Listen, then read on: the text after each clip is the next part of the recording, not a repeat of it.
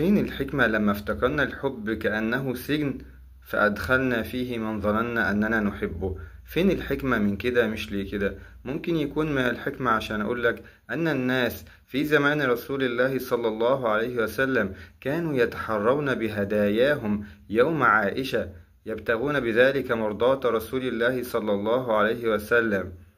يعني مش بس منتشر إن عائشة أحب النساء إليه، ده كمان الناس بيختاروا اليوم اللي هو بيكون النبي صلى الله عليه وسلم فيه عند عائشة، فيبعتوا له الهدايا في اليوم ده عشان هيكون أكثر راحة وأكثر سعادة.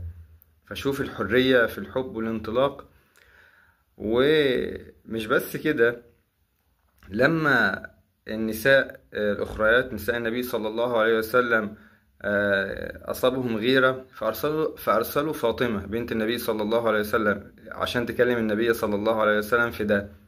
فقال: أي بني، أولست تحبين ما أحب؟ قالت: بلى. قال: فأحبي هذه، يعني عائشة. وبالنسبة لعائشة، كان النبي صلى الله عليه وسلم إذا ذكرت خديجة أو جاء ذكرها، هو تزوجها بعد ما ماتت خديجة، كانت بتغير. قالت: فأغضبته يوما فقلت خديجة، فقال: إني قد رزقت حبها.